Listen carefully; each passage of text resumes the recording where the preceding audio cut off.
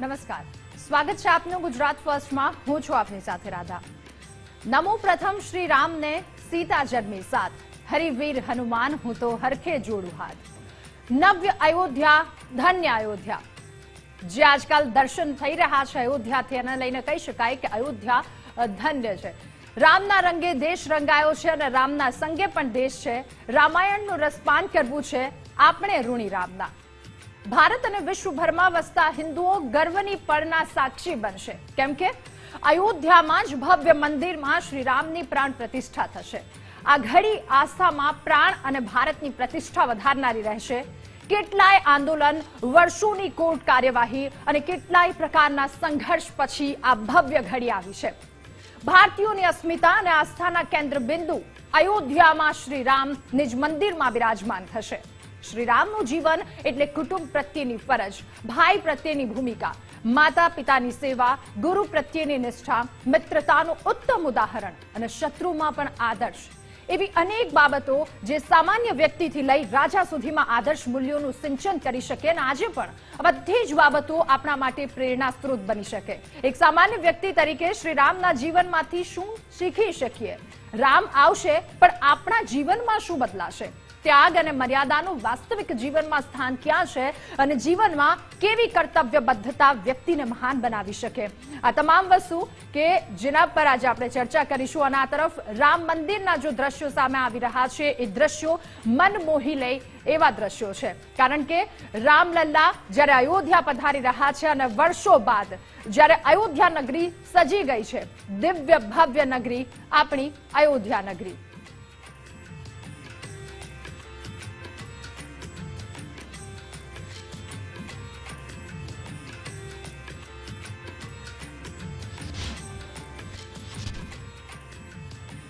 અને આજે ભગવાન શ્રી રામના અનેક ગુણો કે જેના પર આજે ચર્ચા કરવી છે, આપની સાથે જોડાઈ ચૂક્યા છે રાજુભાઈ ગઢવી, લોક સાહિત્યકાર છે। રાજુભાઈ, સ્વાગત છે આપનું। ગૌરાંગ શરણ સ્વામીજી છે, રામાયણકાર। ગૌરાંગ શરણ સ્વામીજી, આપનું પણ સ્વાગત। જયવંતભાઈ પંડ્યા, રાજકીય વિશ્લેષક છે। જયવંતભાઈ, આપનું સ્વાગત છે। ભરતભાઈ વેવાડા, ધ્વજદંડ બનાવનાર, ભરતભાઈ આપનું પણ ગુજરાત ફર્સ્ટમાં સ્વાગત છે। હેમંતભાઈ ભટ્ટ, ભાજપ પ્રવક્તા છે। હેમંતભાઈ, આપનું પણ સ્વાગત છે ગુજરાત ફર્સ્ટમાં। આચાર્ય પ્રમોદ મહારાજજી, ભાગવત કથાકાર, આચાર્યજી આપનું પણ ગુજરાત ફર્સ્ટમાં સ્વાગત છે। આપ સૌનું સ્વાગત છે। અને સૌપ્રથમ રાજુભાઈ ગઢવી, આપની પાસે આવવું છે। રાજુભાઈ, ઘણી બધી વાતો કરી, ઘણા બધા ગુણો છે ભગવાન શ્રી રામ પાસેથી લેવાના, એ ગુણો આપણા જીવનમાં કઈ રીતે આદર્શતા દાખવી શકે?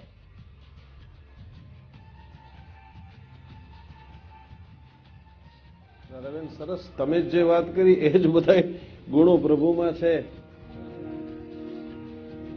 પ્રભુ જેવો કોઈ પ્રભુના જે રામ ચાલ્યા છે, જે કેળે રામ ચાલ્યા છે, એ કેળે તમે જો જીવનમાં ક્યારે ચાલો તો ક્યારે દુઃખી ન થાવ। કેવો આદર્શ દીકરો હોય, કેવો આદર્શ ભાઈ હોય, કેવો આદર્શ મિત્ર હોય, કેવા આદર્શ દુશ્મન હોય, દુશ્મનો પણ એને પ્રત્યેની જે સરસ વાત કરી। રામની શું વાત કરું? એક મને ચોપાઈ રામાયણની યાદ આવે છે।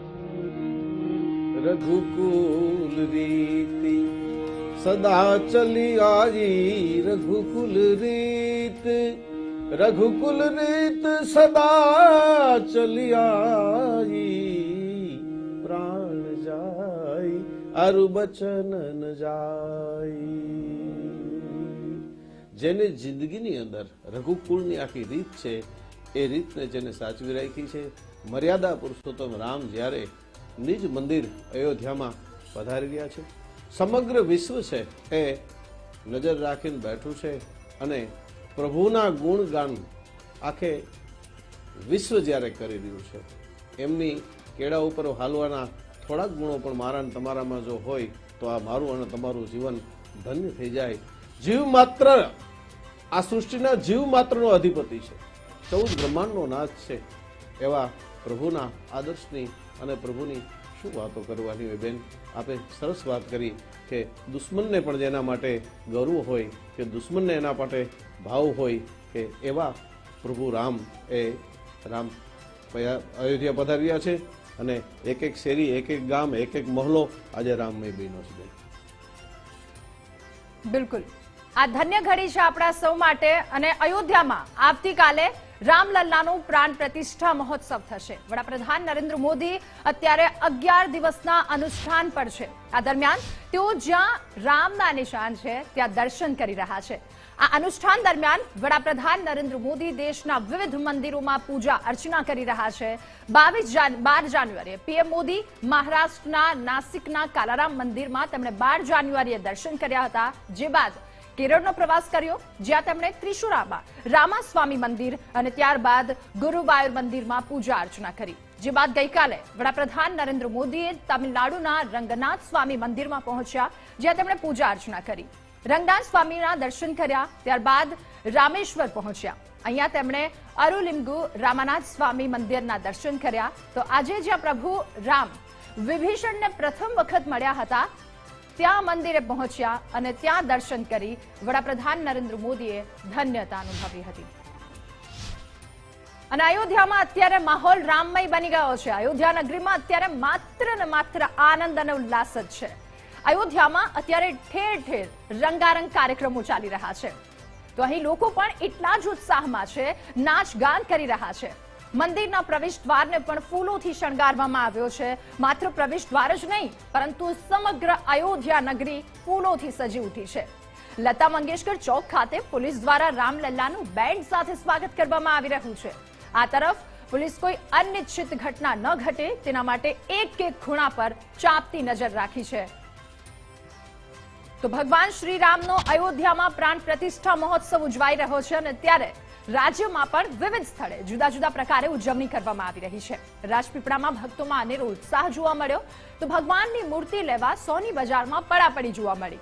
પાલનપુર શહેરમાં ભવ્ય શોભાયાત્રા નીકળી અને જય શ્રી રામના નારાની સાથે વેપારીઓએ પણ ભવ્ય શોભાયાત્રા યોજી.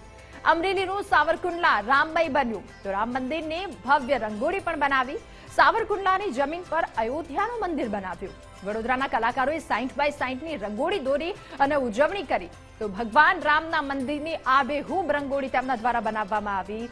મોરબીની વાત કરીએ તો મોરબીના અનેક ઉદ્યોગપતિઓએ વિશેષ ટાઇલ્સ બનાવી.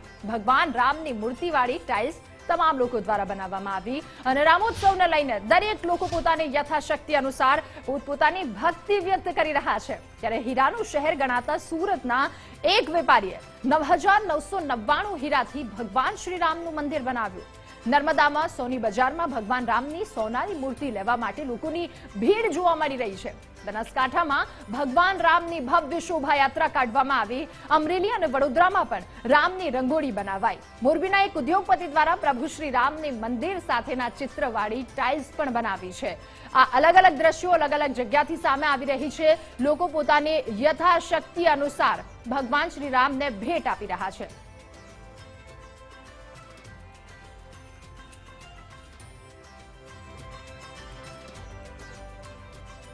તો ગુજરાત ફર્સ્ટના ચેનલ હેડ વિવેકભાઈ ભટ્ટ પણ ત્યાં ઉપસ્થિત છે. ત્યાં માહોલ કેવો છે, આવો સાંભળીએ એમની પાસેથી. हमारे लिए ऐतिहासिक दिन, हमको तो लगता है कि अपने कुल में इसी दिन के लिए मुझे इंतजार था जन्म का. यही अद्भुत दिन मेरे लिए है. रामेश्वर से जल लेकर वहाँ पूजा करके इधर कुंभाभिषेक के लिए बाबा जी दिए. उत्तर दक्षिण भेदभाव नहीं है. समुद्र से पुनीत तीर्थ लेकर अयोध्या राम जन्मभूमि के लिए दिए महाराज. भय प्रगट कृपाला दीन दयाला अद्भुत रूप निहारी. मनमोहक दृश्य है, यहाँ का देखने लायक है. बहुत ही अच्छा खुशी हो रही है कि मतलब यहाँ बरसों पहले जो मतलब अनुभव हुआ था श्री राम के आने का, वो अनुभव प्राप्त हो रहा है. बहुत अच्छा लग रहा है. बहुत आनंद का क्षण है और अयोध्या इस समय दुल्हन के समान सजी हुई है. और त्रेता युग में भगवान श्री राम का जब अयोध्या में अवतार हुआ, उस समय जो आनंद उत्साह था, वही आनंद उत्साह आज अयोध्या में लोग अनुभव कर रहे हैं. इंडिया जो लैंड ऑफ स्पिरिचुअलिज्म के नाम से जाना जाता है, उसको हमारे प्रधानमंत्री योगी जी ने अपने नेतृत्व में एक्चुअल में आध्यात्मिकता का जन जागरण किया है. अरे रौरा धन धन ये धरती भइल, लागल मधुबन फुलाइल बहार आ गइल. देखी सुकुमार बगिया में बियसे चुमन, देखी देखी जन जन में आशा के नाचे किरण, रात बीतल बा सूरज दुआर आ गईल, रौरा अइला से धन धन ए धरती भइल। श्याम रामचंद्र की जय, अयोध्या राम जिला की जय, धर्म की जय हो। आज हम लग रहा है कि त्रेता युग में आ गए हैं, भगवान राम के राज में अब आए हुए हैं। हर एक कहीं देखो राम ही राम छा रहा है। सीता राम दरस रस बरसे जैसे सावन के झड़े, राजा राम दरस रस बरसे जैसे सावन के झड़े। और जिस तरीके से हम लोगों ने पिछले 6 महीनों में यहाँ के व्यापार को बदलते हुए देखा वो ऐतिहासिक है। अच्छा लग रहा है बहुत, मतलब ये हमारे 500 वर्षों का संघर्ष जो हिंदुओं का था वो पूरा हुआ। बहुत आनंद आ रहा है जी, बड़ी लग रही है, अच्छी लग रही है, बैकुंठ से भी अच्छा। हम लोगों ने तो कभी सोचा ही नहीं था कि ऐसा कुछ हो जाएगा। निकल पड़े हैं, जोश, हम लोगों में इतना जोश है कि इतना अच्छा लगा। और मैं इत्थे आन के इन्नी खुशी महसूस की है कि आज अयोध्या एक ऐसा सूबा बन गया है जितो सारा संदेश, सारा शांति का संदेश, सारा पैगाम सारे वर्ल्ड च जाना। अच्छा लग रहा है यहाँ आके। हाँ जी, बहुत खुशी महसूस हो रहा है, बहुत स्वर्ग जैसा लग रहा है यहाँ अयोध्या। અને આવનારી પેઢીઓ માટે જે એક સોગાત રામ મંદિરના સ્વરૂપે આપણે વડાપ્રધાનના હાથે પ્રતિષ્ઠા થઈ રહી છે રામ મંદિરની, રામલલાના વિગ્રહની, અને આપણી આવનારી પેઢીઓ માટે જે એક સોગાત તૈયાર થઈ રહી છે એના બદલ મતલબ કોઈ શબ્દ, જે બી શબ્દ છે એ બહુ ઓછા છે। 14 વર્ષ પછી રામ ત્રેતા યુગમાં આવ્યા હતા ઘેરે, તો પછી એટલો ઉત્સાહ હતો।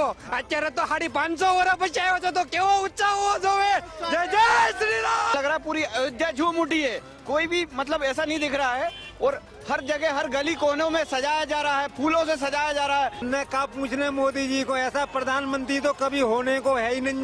ये मोदी के मुकाबले तो कोई संसार में है ही नहीं है। આવવાનો મોટરસાયકલ થી નીકળ્યો છું મારી સ્પ્લેન્ડર લઈને। अच्छा, મને અહીંયા પહોંચવામાં 5 દિવસ થયા અને બહુ જ આનંદ આવે છે પ્રભુ શ્રી રામની નગરીમાં આવીને। अच्छा लग रहा है, हमारा बहुत बड़ा भाग्य कि हम अयोध्या में हैं। कलकत्ता से राम शरद कोठारी संस्था की तरफ से आए हैं और यहाँ 25 तारीख तक चाय और नाश्ते का सुबह से शाम का पूरा व्यवस्था देख रहे हैं। ऐसा लग रहा है कि अब मथुरा और काशी की बारी भी आने वाली है। हमें प्रभु श्री रामचंद्र जी ने मेरी जन्म के जो कर्म थे वो काट दिए, अपने यहाँ बुला लिया। मैं पैदल आया हूँ 500 किलोमीटर से। बहुत अच्छा, बहुत ही उत्सव का माहौल है, बहुत उमंग है। बहुत बधाइयाँ देने के लिए हम आए हैं इस खुशी के मौके पे, उत्तराखंड से साइकिल पर, और यूनिटी का मैसेज देने और सभी भाई बहनों को बधाई देने के लिए आ रहे हैं। है कि अभी हम लोग का इंतजार है, जब भी दर्शन चालू होंगे लल्ला जी का दर्शन करेंगे और फिर हम हमारे रास्ते वापस फिर घर जाने के लिए निकल जाएंगे। हिंदुस्तान का पत्रकार, हिंदू दिल में पत्रकार करता है ना, वो दुनिया में रोशन हो जाएगा। वो सनातन धर्म का शक्ति है। सैकड़ों साल बाद एक सपना पूरा हो रहा है, बहुत खुशी की बात है कि मेरे जीवन काल में ऐसा कोई क्षण आएगा मैंने कभी नहीं सोचा था। बहुत अच्छा लग रहा है और आप देख सकते हैं कि यहाँ पे अयोध्या जो लोगों ने एक्सपेक्ट नहीं किया था आज राममय हो चुकी है। बहुत आनंदमय लग रहा है। राम राम हो गए हैं सब लोग, राम के भक्त हैं। 500 साल के बाद इतिहास बदला जा रहा है, तो उस इतिहास बदलने में हम भी साक्षी हैं। हमें इस बात का बहुत गर्व है कि हम भी तो दिन देखें। તો આજે તમામ દ્રશ્યો જોયા, એના પરથી એક અંદાજો લગાવી શકાય કે ભારતભરના ખૂણે ખૂણે જય જય શ્રી રામ થઈ રહ્યું છે। લોકોમાં અલગ જ આનંદ અને ઉત્સાહ છે। ગૌરાંગ શરણ સ્વામીજી, આપની પાસેથી એ જાણવું છે કે આપના મતે રામાયણ એટલે શું?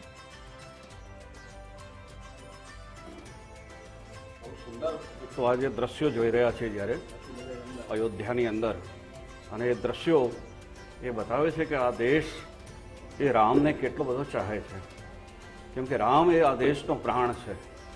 રામ માટે શ્રીમદ વાલ્મીકી રામાયણ પણ કહે છે કે રામો વિગ્રવાન ધર્મ। રામ એ છે જે જગતમાં ઉત્તમ પુત્ર થઈને જગતની સામે આવ્યા છે, એક ઉત્તમ ભાઈની થઈને આવ્યા છે, એક ઉત્તમ મિત્ર કેવો હોય તો પણ ભગવાન રામ એ લોકોની સન્મુખ આવે છે। તો આખું જે આ રામનું જે જીવન છે એ મને ને તમને સૂચવે છે કે દેશમાં જે આ દેશે અથવા તો આ દેશના ગ્રંથોએ જે મનુષ્યની મનોર્ભવની જે વાત કરી છે, એ મનુષ્યતાનું શિખર કોઈ હોય તો તે ભગવાન રામ છે। આ જે દ્રશ્યો જ્યારે જોઈએ છીએ અયોધ્યાના અંદર, તો સમજો કે તાપસ બેસ વિશેષ ઉદાસી 14 વર્ષ રામ વનવાસી. 14 વર્ષ ભગવાન રામ જ્યારે વનની અંદર રહ્યા અને 14 વર્ષ પછી અયોધ્યાનો જે વિરહ હતો એ વિરહ જ્યારે સમાપ્ત થયો ત્યારે અયોધ્યામાં જ્યારે ભગવાન રામ પધારે છે એ ઘટના રામચરિત માનસની અંદર બહુ અદ્ભુત રીતે આપી છે. જેને ખબર છે કે પૂર્ણિમાનો ચંદ્ર જેણે જોયો છે, શરદ પૂર્ણિમાની એ ચંદ્ર જ્યારે ભગવાન રામ 14 વર્ષનો વનવાસ પૂર્ણ કરીને અયોધ્યાની અંદર પ્રવેશે છે અને જ્યારે પુષ્પક વિમાન આકાશની અંદર જ્યારે છે ત્યારે ભગવાન રામને જોયા પછી અયોધ્યા એવી રીતે ઉછળે છે જેવી રીતે પૂર્ણિમાનો ચંદ્ર જોઈને સમુદ્ર જે ઉછળે છે.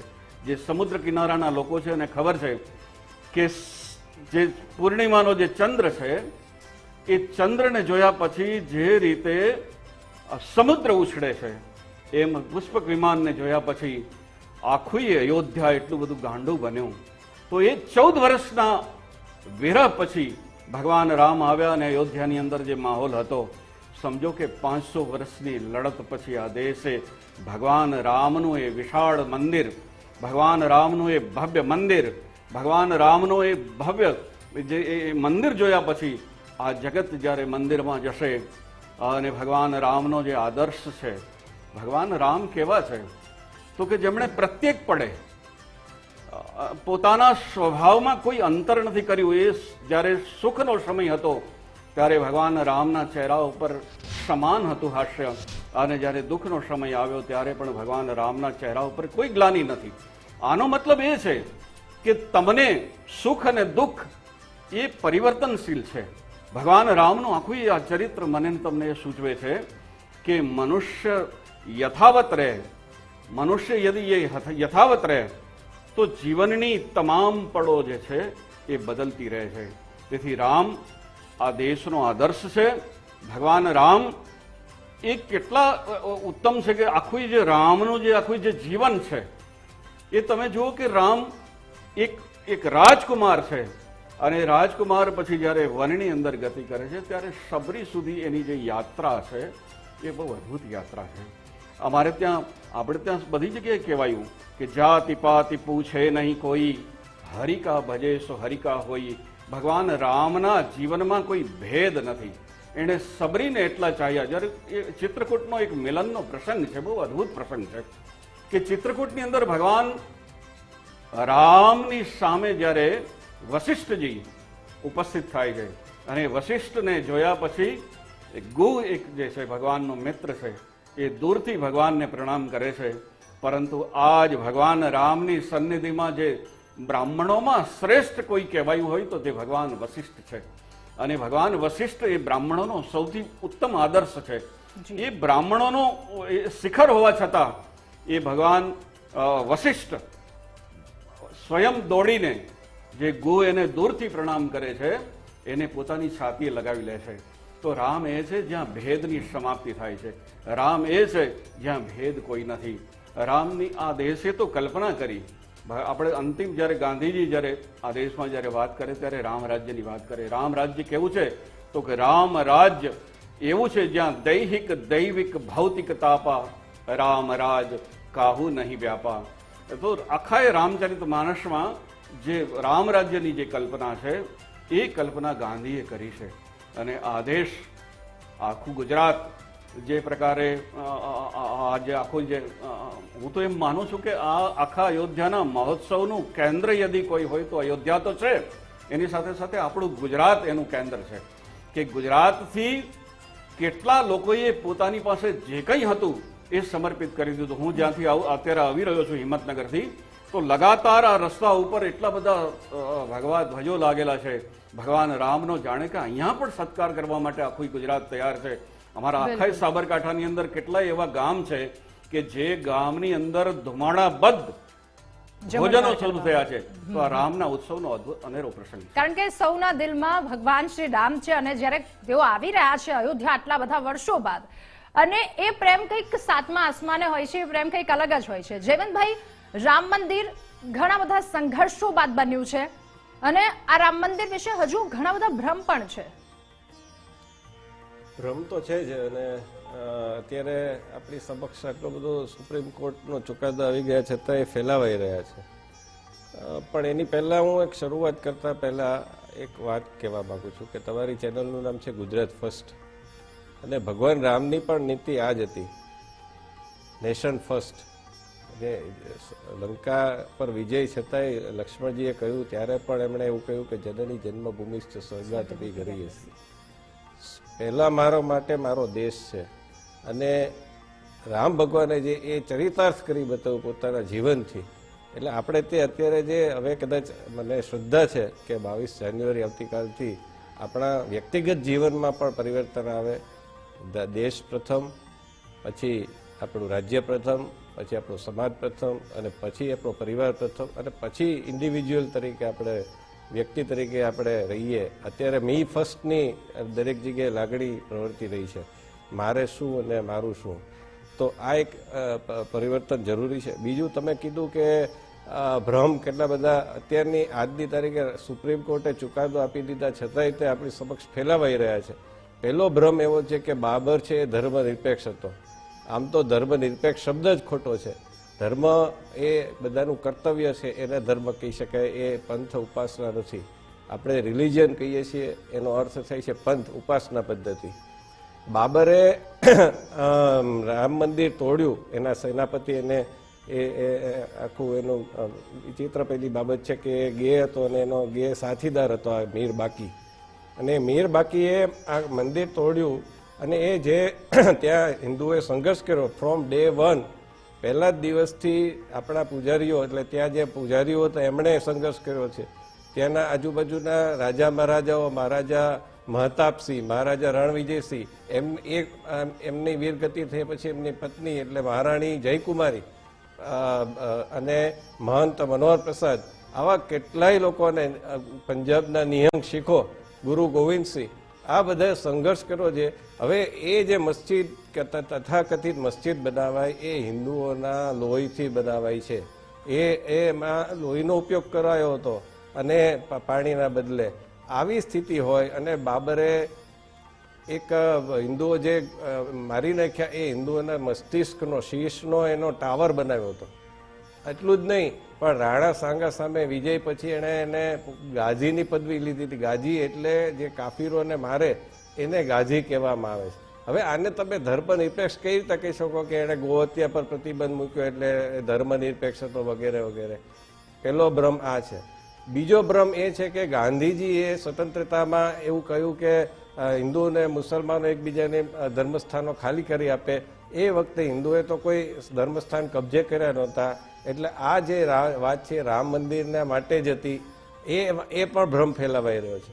આમાં હકીકત એ છે કે ગાંધીજીએ જ્યારે છેલ્લો એમનો ઉપવાસ હતો 1947માં, 48માં, એ વખતે એમણે એવું કહ્યું હતું કે હિન્દુઓ, કારણ કે પાકિસ્તાનથી બધા શરણાર્થીઓ આવેલા, જગ્યા હતી જ નહીં, અને એ વરસાદનો સમય હતો, ઓગસ્ટ સપ્ટેમ્બરનો મહિનો હતો.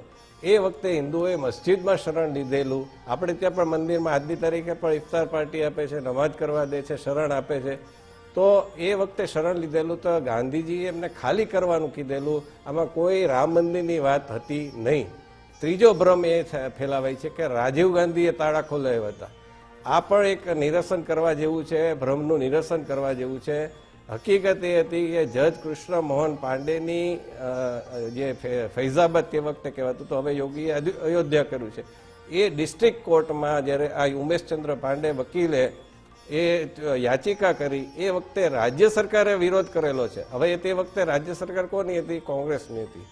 કેન્દ્રમાં સરકાર કોની હતી? કેન્દ્રમાં રાજીવ ગાંધીની. અને એમાંય તે એકદમ પરાકાષ્ઠા હતી, 404 બેઠકવાળી.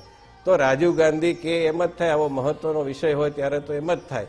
તો રાજ્ય સરકારે વિરોધ કરેલો છે. એટલું જ નહીં, કૃષ્ણ મોહન પાંડેએ ચુકાદો આપ્યો, એ પછી એને પ્રમોશન માટે ફાઇલ મોકલવામાં આવી, અને એ ફાઇલ છે એને 3 વર્ષ સુધી કોંગ્રેસ અને તે પછી આવેલી મુલાયમસિંહની સરકારે અટકાવી રાખી.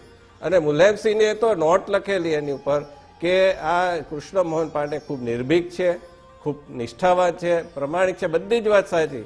પરંતુ એમણે રામ મંદિરનો ચુકાદો આપ્યો, એટલા માટે થઈને એનું પ્રમોશન હું અટકાવું છું. એ પછી અત્યારે જે કેસ લડ્યા હમણાં છેલ્લે હરિશંકર જૈન, એમણે યાચિકા કરી ત્યારે એમની સામે આખો આક્ષેપ થયો કે ભાઈ તમારી પાસે આ નોટ આવી ક્યાંથી, તો તમને જેલમાં પૂરવામાં આવશે. તો આ નોટ છતાંય કે મને જેલમાં પૂરો એનો વાંધો નહીં, પણ તમે એનો સ્વીકાર તો કરો છો કે આ નોટ સાચી છે, તો પછી એમને પ્રમોશન આપો. અને પછી પ્રમોશન મળ્યું એમને. એટલે આ પણ એક ભ્રમ છે.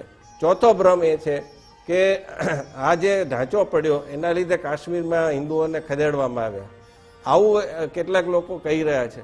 હવે કાશ્મીરની ઘટના બની છે 1990માં, ઢાંચો પડ્યો છે 1992માં, તો આ કેવી રીતે શક્ય બને? એટલે આ પ્રકારના ભ્રમ આજની તારીખે આપણી સમક્ષ આવા બધા ફેલાવાઈ રહ્યા છે. એટલે આપણે ઇતિહાસ જાણો, દરેક હિન્દુ અને દરેક રામ ભક્ત મુસલમાન, દરેક રામ ભક્ત ક્રિશ્ચિયન, જે કોઈ હોય તે, એમણે આ ઇતિહાસ જાણવો જરૂરી છે.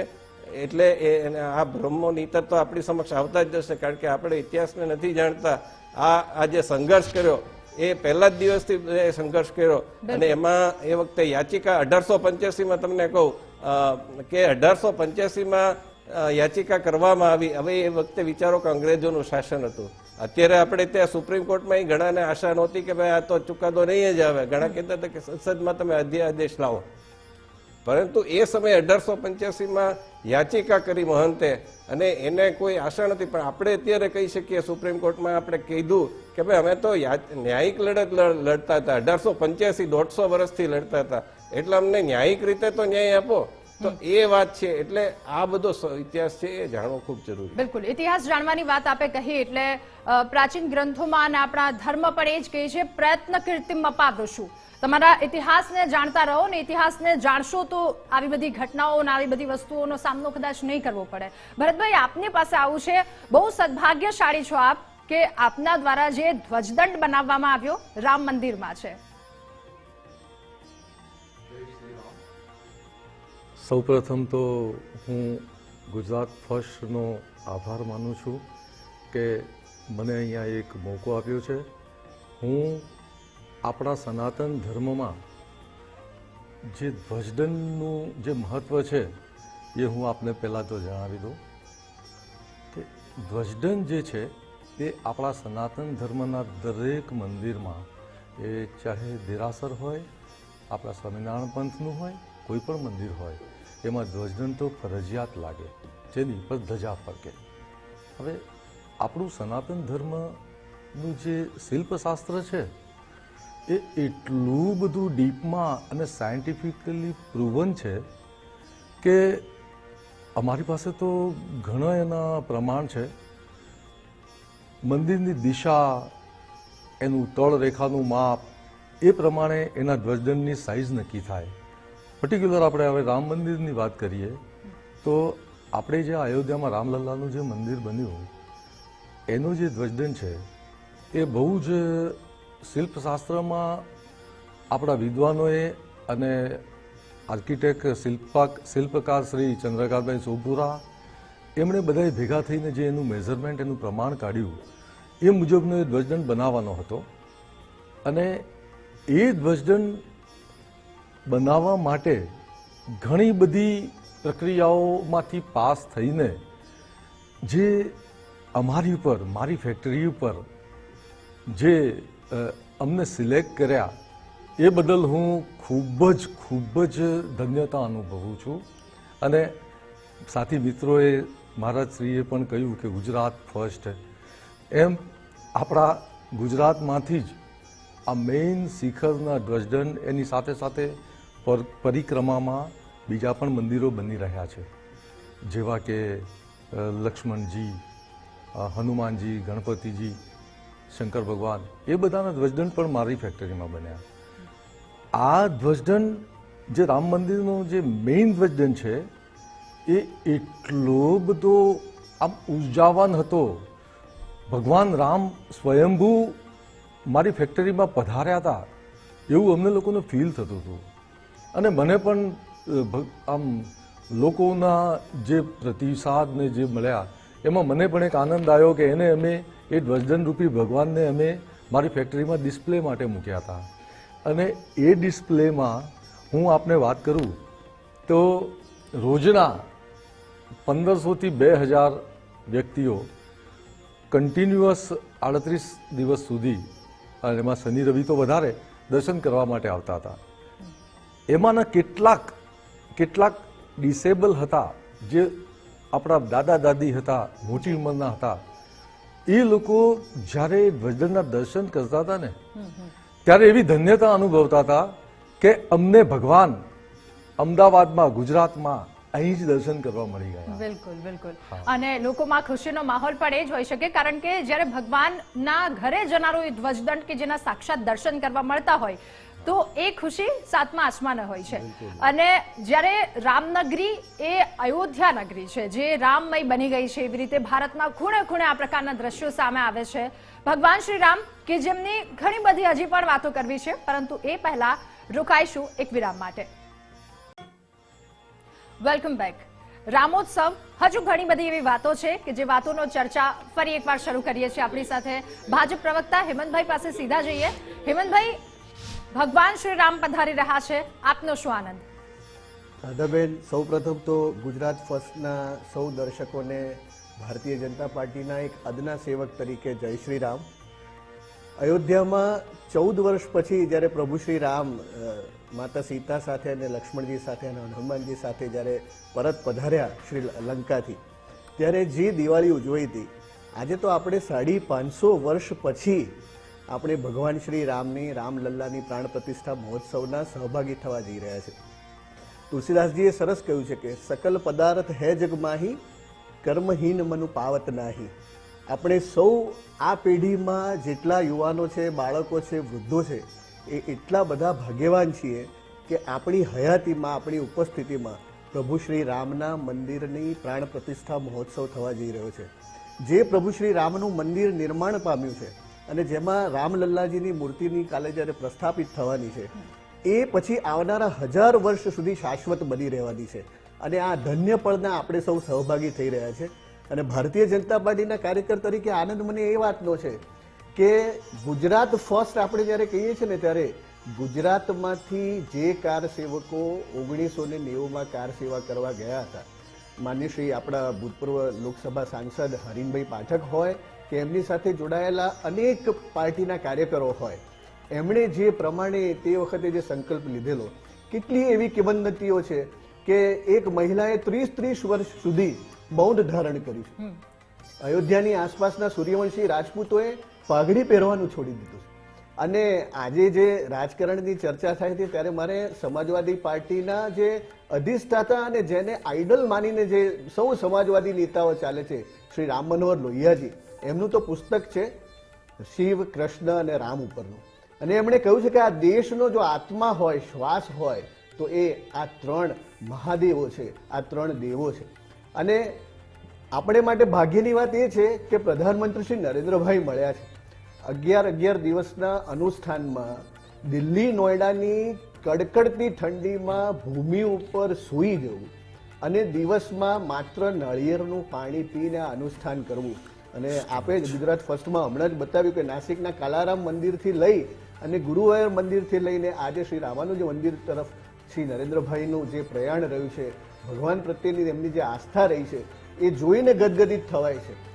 દરેકને જ્યારે અયોધ્યામાં જેને જેને નિમંત્રણ મળ્યું છે, ચાહે એ અદના માણસથી લઈને કવિ શ્રી કુમાર વિશ્વાસ હોય કે મહાન સંતો હોય, એમના આંખમાં જ્યારે અશ્રુ જોઈએ છે, ત્યારે એમ થાય છે કે જે સરયુ અત્યારે 550 વર્ષ સુધી શોણિત સ્વરૂપે રંગાઈ હતી, લોહીના રંગે રંગાઈ હતી, 2002માં તો ગુજરાતના આપણા કાર સેવકોએ પણ આ આંદોલન માટે પોતાની આહુતિ આપી. આજે એ સરયુ નદી કેસરિયા રંગે રંગાવા જઈ રહી છે. એ સરયુ નદીમાં ફૂલો કાલે વહેવાના છે, એ સરયુ નદીમાં દેવડા વહેવાના છે. આપણે માટે તો આ 550 વર્ષ પછીની દિવાળી છે. અને ભગવાન શ્રી રામનો સૌથી મોટો સંદેશ હોય તો એ છે કે હમણાં જયવંતભાઈએ કહ્યું, નેશન ફર્સ્ટ. કેવટ હોય, શબરી હોય, ગૃહ રાજા હોય, સૌને સાથે લઈને અને સાથે સાથે ગુરુ વશિષ્ઠને સાથે લઈને પ્રભુ શ્રી રામ અયોધ્યાથી લંકા સુધી પહોંચ્યા છે. એટલે ચાહે ઉત્તર હોય, દક્ષિણ હોય, સમગ્ર ભારત આજે પ્રભુ શ્રી રામના રંગે રંગાયેલું છે. અને જય જય શ્રી રામનો નારો હમણાં જ મંત્રીએ કહ્યું તે પ્રમાણે ગુજરાતના ગામડે ગામડે ખૂણે ખૂણે દેશના ખૂણે ખૂણે આજે ગાજી રહ્યો છે અને આપણે સૌ આ આનંદની અનુભૂતિ કરી રહ્યા છીએ. બિલકુલ. આચાર્ય પ્રમોદ મહારાજજી, એ જાણવું છે કે રઘુકુલ રીત સદા ચલી આવી, પ્રાણ જાય પણ વચન ન જાય.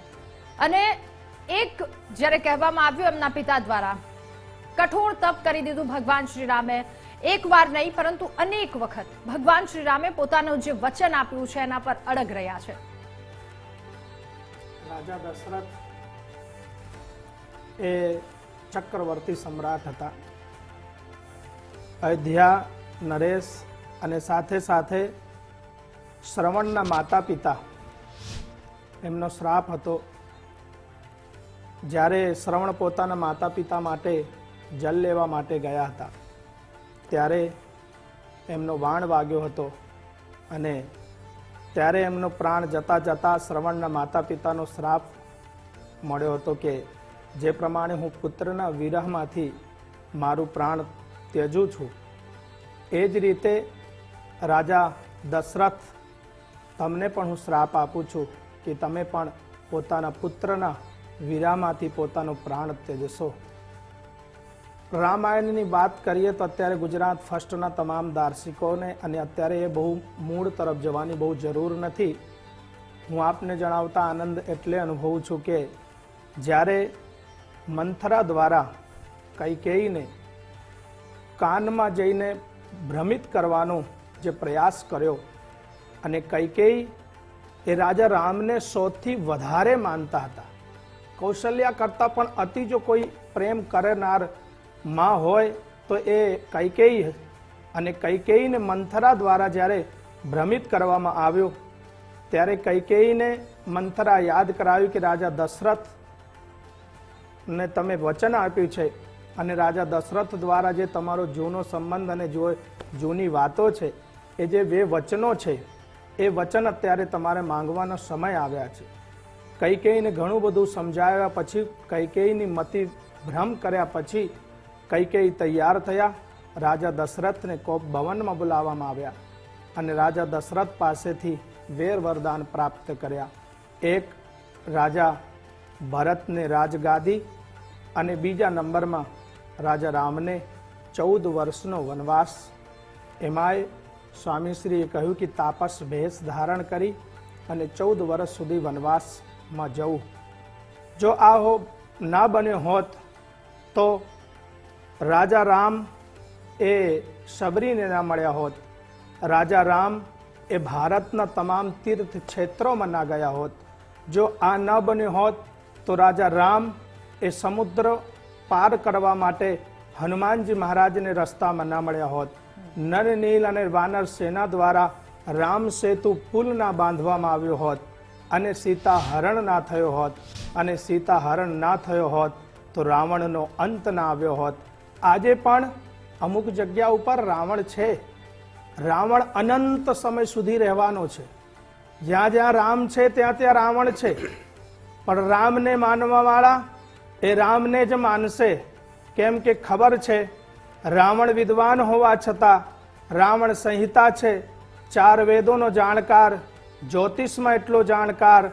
રાવણની એટલી તાકાત હતી કે 9 ગ્રહોને અંદર બેસાડી અને રાજા રામચંદ્ર ભગવાનની તો એ વાત ન થાય, પણ રાવણની વાત આવી છે ત્યારે કહું એ તો સત સૃષ્ટિ તાંડવ રચયિતા મહાદેવજીની એટલી ઉપાસના કરતો. મહાદેવજીની નિત્ય ઉપાસના કરી અને એને દુનિયામાં પોતાનું નામ કર્યો. પણ એને એક શ્રાપ હતો કે સ્ત્રી તરફ જ્યારે મોહિત થશે અને ત્યારે એનું અંત આવશે, ત્યારે સીતાનું એને હરણ કર્યો. વિચાર કરો, કોઈ બ્રાહ્મણને એનું વેશ ધારણ નથી કર્યો, એને સાધુનો વેશ ધારણ કર્યો. સાધુ એટલે સજ્જન. જ્યારે સજ્જન માણસ પોતાની સજ્જનતા છોડે છે ત્યારે આ સંસારમાં ઘણા બધા લોકોને દુઃખ પડે છે, ઘણા લોકોને તકલીફ પડે છે. અને ત્યારે સાધુ વેશ ધારણ કરી સીતાનું હરણ કર્યો. રાવણ પોતાના સામ્રાજ્યમાં લંકામાં પોતાના જે મહેલ છે એમાં ન રાખ્યો, અશોક વાટિકાની અંદર રાખી. અને ત્યારે રાજા રામચંદ્ર ભગવાન વિરહી બની અને સીતાની શોધ કરી. રામચંદ્ર ભગવાનને શક્તિવાન એવા હનુમાનજી મહારાજ મળ્યા, આગળ ગયા, સુગ્રીવ બાલીનું યુદ્ધ થયું, ઘણી બધી કથાઓ છે, ઘણી બધી ચર્ચા છે. એ તો વાત કરવા જઈએ તો આખી રાત અને આખો જીવન નીકળી જાય. રામ એ મર્યાદા છે, રામ એ પૂર્ણ બ્રહ્મ છે, રામ એ પૂર્ણ પુરુષોત્તમ છે. એટલા માટે કૈકેયીની સામે રાજા દશરથ અને પોતાના વંશજોને યાદ કરી ચક્રવર્તી સમ્રાટ પોતાના વંશમાં, સૂર્ય વંશમાં, ક્ષત્રિય વંશમાં એક જ વાત કરેલી, પ્રાણ રઘુકુલ રીતિ સદા ચલી આઈ, પ્રાણ જાય પર વચન ન જાય. હે દેવી, આપ માંગી લો, રઘુકુલની રીતિ છે, પ્રાણ મારા જતા રહેશે એ મને કબૂલ છે, પણ મારા વચન નહીં જાય. અને રામને વનમાં ગયા પછી પણ રાજા દશરથ પોતાના વચન પ્રમાણે એ રહ્યા, ક્યારે કોઈ દિવસ વચનમાં ફર્યા નહીં, આજકાલના નહીં. હું તો તમને કહું, આ તમે વાત કરી રઘુકુલ રીતિ સદા ચલી આવી, પ્રાણ જાય પર વચન ન જાય, એના ઉપર કહું તો 2 કલાક નીકળી જાય, પણ અતિશયોક્તિ થશે.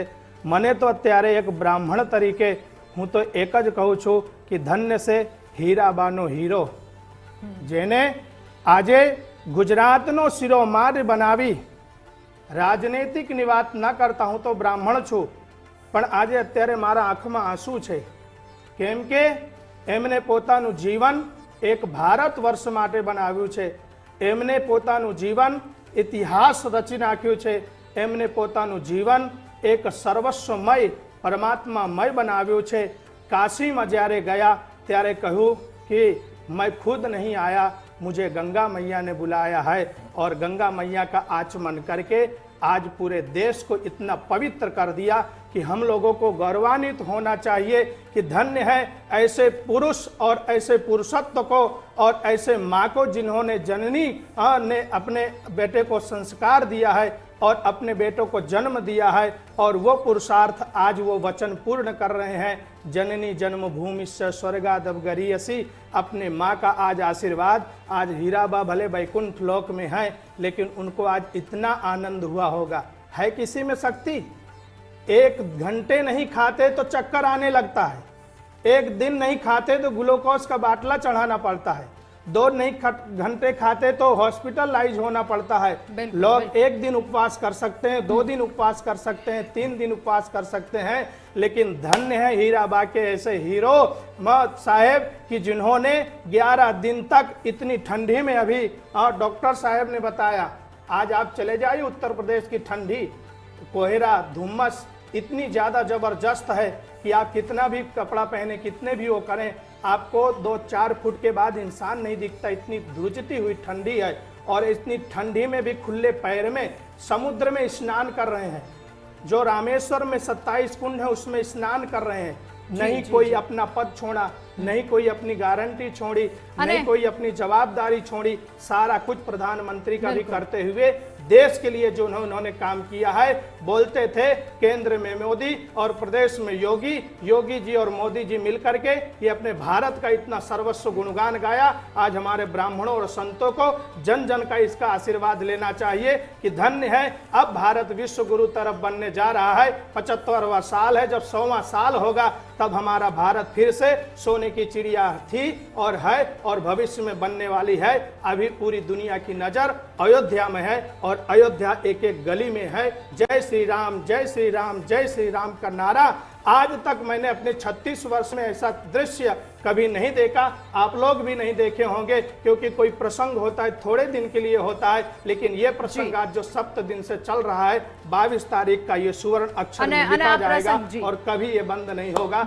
और मैं तो बोलता हूँ कि हर साल अब 2 दिवाली मनानी चाहिए, एक दीपावली की और ये 22 तारीख की। यही साल नहीं, हर साल ये 22 तारीख की दिवाली मनाएं और राम का आदर्श का पालन करें, जिससे पूरी संसार में, समग्र सृष्टि में ये राममय हो जाए और राम का आशीर्वाद प्राप्त हो। ये गुजरात फर्स्ट जी बिल्कुल, आखो देश अत्यारे राममय पण થઈ ગયો છે અને લોકો ત્યાં પહોંચ્યા છે। ભગવાન શ્રી રામની આ એક ક્ષણ છે, જે ક્ષણે ભગવાન શ્રી રામના દર્શન કરવા છે। અયોધ્યામાં શું માહોલ છે એક વાર જોઈએ। અમારા ચેનલ હેડ ત્યાં છે વિવેકભાઈ ભટ્ટ, તેઓએ લોકો સાથે વાતચીત કરી, આવો જોઈએ। अयोध्या जिस भगवे रंग में सनातन धर्म की संस्कृति के साथ रंगा हुआ है और जो यहाँ पर भारी संख्या में लोग आ रहे हैं, उन तमाम लोगों की सुरक्षा और इस क्षेत्र की स्वच्छता के लिए जो जवाबदार हैं, उनको भी आज पूरे देश में हर व्यक्ति को सलाम करना चाहिए। वो हैं हमारे देश के सुरक्षा कर्मी जो यहाँ पर 24 घंटे पूरी शिद्दत के साथ में, पूरी ईमानदारी के साथ में यहाँ पर अयोध्या नगरी की सुरक्षा कर रहे हैं। उत्तर प्रदेश पुलिस जो हर चौराहे पे खड़ी है, जो हर जगह पे तैनात है। यहाँ पर कल बहुत ज्यादा ठंड थी, लेकिन फिर भी सभी लोग अपना कर्तव्य निभा रहे हैं। इन जवानों को सलाम है। और अब हम उन कर्मवीरों की बात करेंगे जिनके कारण से अयोध्या नगरी स्वच्छ दिख रही है। ये अयोध्या नगरी भगवान श्री राम का कल जब मंदिर का प्राण प्रतिष्ठा होगा, उस समय जब हजारों की तादाद में, लाखों की तादाद में जब लोग यहाँ पर आएंगे और वो अयोध्या नगरी को, भगवान राम की नगरी को जो स्वच्छ नगरी की तरह से देखेंगे, उनका श्रेय इन सभी को जा रहा है। इन सभी को इसलिए जा रहा है क्योंकि ये हाथ में झाड़ू लेके इस पूरी अयोध्या नगरी को साफ रखने का बीड़ा इन्होंने उठाया है। ये वो लोग हैं जिन्होंने अयोध्या नगरी को स्वच्छ अयोध्या बताया है। ये वो कर्मवीर हैं जिन्होंने भगवान राम के राम राज्य को स्वच्छ बनाने का बेड़ा उठाया है। तो इन तमाम सफाई कर्मचारियों को भी जय श्री राम, जय श्री राम, जय श्री राम। आज हर व्यक्ति को इन हमारे देश के इन जवानों को सलाम करना चाहिए, वंदन करना चाहिए, सफाई कर्मचारियों को वंदन करना चाहिए, क्योंकि ये लोग हैं तो अयोध्या स्वच्छ है, ये लोग हैं तो अयोध्या सुरक्षित है। जय श्री राम। તો અયોધ્યા ભૂમિ કે જે ભગવાન શ્રી રામના આશીર્વાદ અત્યારે તેમના પર છે, અયોધ્યા ભૂમિની સાથે સાથે સમગ્ર ભારતમાં ભગવાન શ્રી રામના આશીર્વાદ વરસી રહ્યા છે અને એ જ આશીર્વાદને લેવા માટે સૌ કોઈ આતુરતાથી રાહ જોઈ રહ્યા છે। ચર્ચાનો દોર આગળ વધારીશું। ફરી એકવાર રાજુભાઈ ગઢવી આપની પાસે આવવું છે। રાજુભાઈ, કેવટનો કિસ્સો જાણવો છે આપની પાસેથી। જ્યારે ભગવાન શ્રી રામ એ નાવમાં બેઠા, કેવટે કહ્યું કે તમે જો એક તમારા પગનો સ્પર્શ થાય છે તો એક શીલા પણ નારી બની જાય છે, તો આ તો મારી આજીવિકા છે। એ પ્રસંગ જાણવો છે।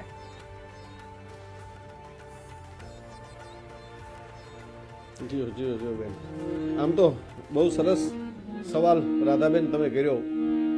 ભગત બાપુએ સરસ મજાનું એ ગીતમાં એ વાતને વર્ણવી છે। કેવટને એમ કે છે કે સામે પાર જવું છે અને રામ સામે પાર જવા માટે ત્યારે કેવટ પ્રભુને કહે છે કે આપનું નામ રામ છે।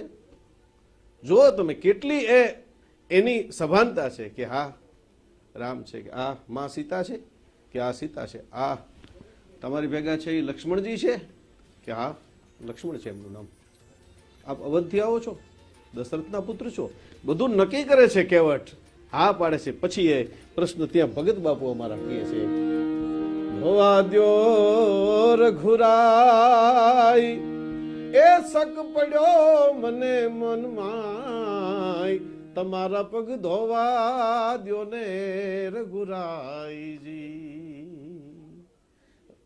હવે એક એક કડીની અંદર આખી રામાયણ છે, એક એક કડીની અંદર આખા અદ્ભુત પ્રસંગો છે, જેને જેટલી વાર બોલી શકાય એટલી વાર એવા પ્રસંગ છે। શું કહે છે? રજ તમારી કામણગારી વાલા નાવ નારી બની જાયજી।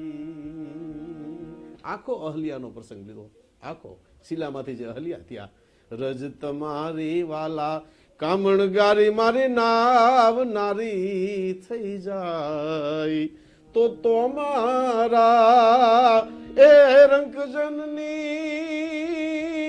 તો તમારા એ રંકજનની એ જ આજીવિકા ટળી જાય, પગ મને ધોવા દ્યો ને રઘુરાયજી। હે પ્રભુ, જો તમારી રજ મારા હોડકાને અડે અને આ હોડકું છે એ હોડકામાંથી જો બાય થઈ જાય, કારણ કે શિલામાંથી અહલ્યા થયા એમ હોડકામાંથી જો બાય થઈ જાય તો એક તો મારી આજીવિકા ટળી જાય અને ઘરમાં બે બૈરા થાય એટલે ડખો થાય। કેવી કેવી અદ્ભુત વાતો આ આખા પ્રસંગની કાગ બાપુ કે માટે એ પગ ધોવા દ્યો ને રઘુરાયજી, જોઈ ચતુરાઈ ભીલની એ માં જાનકી મુસ્કુરાઈજી. જાનકીજી લક્ષ્મણ સામું જોઈ અને દાંત કાઢે છે, જોયું ને તમે? હે કેવા કેવા અભણ કેવું આ એ યાદ રાખે, અભણ કેવું એ યાદ રાખે, એ આવું તો ભણેલા ભૂલી જાય. પગ મને ધોવા દ્યો ને રઘુરાઈજી. આ જગતમાં દીન દયાળુ એ વાલા ગરજ કેવી ગણાયજી. આ જગતમાં દીન દયાળુ એ વાલા ગરજ કેવી ગણાયજી. રામ જેદી અવધને આંગણે પરણવા માટે આવ્યા હતા તેથી હાથી, ઘોડા, પોખરાજ, દર, દાગીનો જેટલું દેવે એટલું મારા બાપે જનકે દીધું હતું. પણ મારા જનકને ખાલી, મારા બાપને, મારા માતુશ્રીને ખાલી એક અંગૂઠો ધોવા માટે દીધો હતો. અને આજ ગરજ છે એટલે 2 પગ લાંગા કરી અને કાથરોટમાં ઠેઠ ગુડા લખી આજ ધોવા માટે કેવટ બેહી ગયો છે. આ ગરજ કેવી છે આ દુનિયામાં! સરસ પ્રસંગો, સરસ વાતો અંદર લોક ઢાળની છે, લોક શૈલીમાં છે, ભગત બાપુએ લીધી છે. આ જગતમાં દીન દયાળુ એ વાલા ગરજ કેવી ગણાય. ઉભા રાખી એ આપને, ઉભા રાખી એ આપને એ હવે પગ પખાડી જાય. પગ મને ધોવા દ્યો ને રઘુરાઈજી. છેલ્લી કડી જ્યારે પ્રભુ નાવમાંથી ઉતરે છે એટલે પ્રભુ કહે છે કે શું દઉં તને, ઉતારવામાં શું દઉં? હવે અદભુત કડી છે સાહેબ ભગત બાપુની. નાઈની કદી નાઈની લઈ એમ આપણે ધંધાબાઈજી. નાઈની કદી નાઈ લે નહીં એમ આપણે ધંધાબાઈજી. એક હોડકું વાળો, એક સરખા ધંધા વાળા, એક હોડકું હાડકવા વાળો બીજા હોડકો એમાં બેહે તો એના ન લીએ, પૈસા ન લીએ. નાઈ ની કદી નાઈ ન લીએ એમ આપણે ધંધા ભાઈ. હું અને તમે પ્રભુ બે ધંધા ભાઈઓ છીએ. આપ છે એ ભાવ પાર ઉતારવાનો આપનો જી રાજુભાઈ આ ભાવ પાર ઉતારો છો. સમય મર્યાદા ખૂબ વધારે છે એટલે નાઈ ની જી ના ઓકે ઓકે ઓકે બિલકુલ. અને કેવટે નાઈ ન લીએ આપણે ધંધા ભાઈ. કાગલીની ખારવાની આ તો ખારવો ઉતરાય પ્રભુ ધોવા દે. હા જી જી. અને કેવટે કથરોટ રાખી હતી પણ લાકડાની, કે પ્રભુ શ્રી રામની જે પગની રજ છે એમાં રહી જાય અને મારો પરિવાર જ્યારે એમાં રાંધીને ખાશે તો રામના ગુણ મારામાં આવશે. ભરતભાઈ, એક છેલ્લી પ્રતિક્રિયા, સમય મર્યાદા ખૂબ વધારે છે, ટૂંકમાં પ્રતિક્રિયા આપશો આપ કે જે આપે ધ્વજદંડ બનાવ્યો છે એ ધ્વજદંડનું મહત્વ પણ સમજાવી દેશો. આપ સૌ દર્શક મિત્રોને મારે ખાસ જણાવવાનું કે આપણા સનાતન ધર્મમાં જે શિલ્પ ગ્રંથોમાં લખેલું છે તેમ ધ્વજદંડનું ખૂબ જ મહત્ત્વ હોય છે. જેમ કે એક અદૃશ્ય તરંગો બ્રહ્માંડમાંથી જ્યારે ધ્વજદંડ એને પકડે અને એ તરંગો પૃથ્વી પર લઈ આવે, જ્યાં ગર્ભગૃહમાં ભગવાન શ્રી બિરાજમાન હોય ત્યાંથી આપણે જ્યારે દર્શન કરીએ ત્યારે એની ઉર્જા આપણને મળે.